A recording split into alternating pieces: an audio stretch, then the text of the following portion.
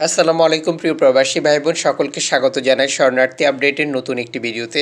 যারা দেখছেন এই ভিডিওটি বিভিন্ন দেশ থেকে, আপনারা লক্ষ্য করেছেন আমরা প্রতিদিনই এই গুরুত্বপূর্ণ আপডেটটি প্রচার করে যাচ্ছি এই চ্যানেলটির মাধ্যমে।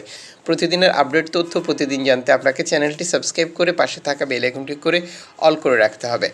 আজ অক্টোবর মাসের 5 তারিখ। আপনারা জানেন তুরস্ক থেকে গ্রিস, লিবিয়া থেকে ইতালি, তিউনিসিয়া থেকে ইতালি প্রায় প্রতিনিয়তই আমাদের বাংলাদেশি ভাইরা চেষ্টা চালিয়ে যাচ্ছে ইউরোপে যাওয়ার জন্য।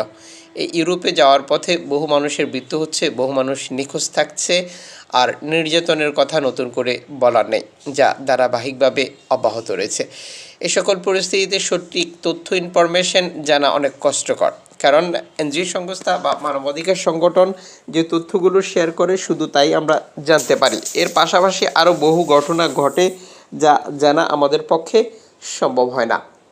এজিয়ান বোর্ড রিপোর্ট নামে একটি এনজিও সংস্থা একটি তথ্য প্রকাশ করেছে, যেখানে উঠে এসেছে চরম এক বাস্তবতা। গত এক সপ্তাহে গ্রিস থেকে এজিয়ানে আসা বা তুরস্ক থেকে এই অঞ্চলগুলো ব্যবহার করা প্রায় 130টিরও বেশি ছোট শিশু পাওয়া গেছে বলে একটি তথ্য নিশ্চিত করেছে তারা। মঙ্গলবার সন্ধ্যায় গ্রিক কোস্টগার্ড চিওস থেকে 53 জন লোককে নিয়ে একটি নৌকা পেছনে ঠেলে দেয়, যেটি পুশব্যাক করা হয়েছিল তুরস্কর দিকে। 33টি ছোট শিশু ছিল সেই নৌকাটিতে।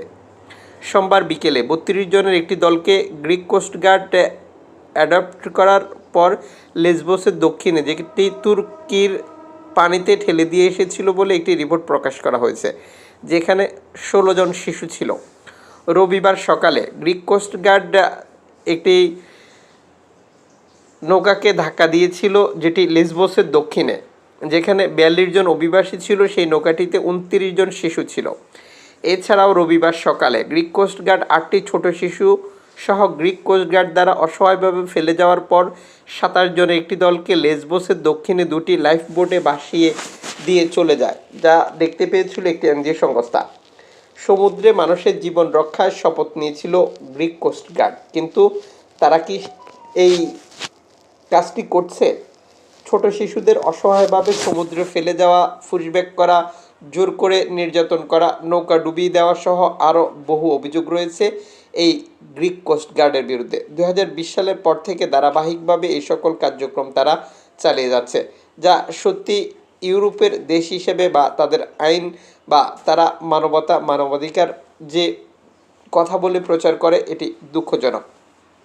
এদিকে ফ্রন্টেক্স বাহিনীর একটি তথ্য প্রকাশিত হয়েছে ইউ সীমান্তে।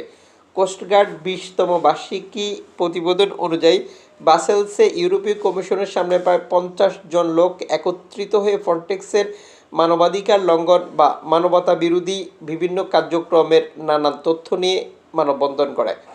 প্রসঙ্গত, ফ্রন্টেক্স ইউরোপীয় বর্ডার গার্ড হলেও তারা বর্তমান সময় নানান অপকর্মের সাথে নিজেদেরকে যুক্ত রেখেছে এবং নানান অপকর্ম চালিয়ে যাচ্ছে।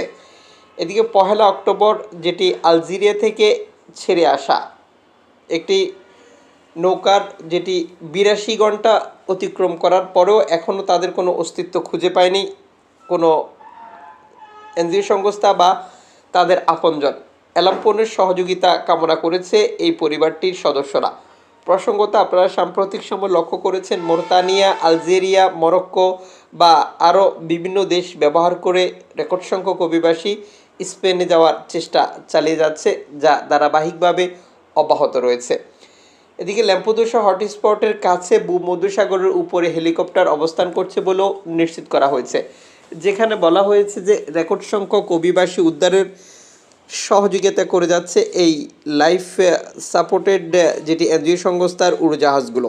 এই অঞ্চলটিতে রেকর্ড সংখ্যক নৌকাডুবি এবং বহু অভিবাসী এরই মধ্যে দুর্ঘটনায় পতিত হয়েছে, যা আপনারা প্রতিনিয়তই লক্ষ্য করেছেন।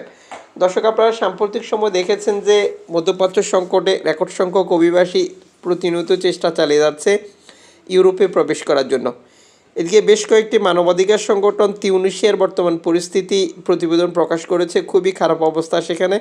অভিবাসী বিরোধী কঠোর অবস্থান নিয়েছে তিউনিসিয়ান সরকার, নির্যাতন চালিয়ে যাচ্ছে এবং নানাভাবে হয়রানি বা নানাভাবে যে তাদের ধারাবাহিক প্রতিক্রিয়া, এই পরিস্থিতির বিরুদ্ধে সাধারণ মানুষ মানববন্ধন করেছে।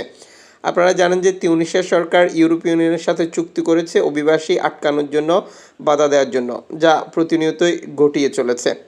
এদিকে বর্তমান জর্জিয়া মেলোনির সরকার নতুন নতুন পদক্ষেপ বা বর্তমান এনজিও সংস্থাগুলো ভূমধ্যসাগরের কার্যক্রমে বাধা দেওয়া সহ আরও নানান কঠোর অবস্থানের বিরুদ্ধে এনজিও সংস্থাগুলো ইউরোপের বিভিন্ন দেশসহ ইতালির বিভিন্ন অবস্থানে দাঁড়িয়ে মানববন্ধন করেছে বা এই আইন বা তাদের যে পদক্ষেপগুলো রয়েছে তার বিরুদ্ধে অবস্থান নিয়েছে, যা সত্যি দুঃখজনক।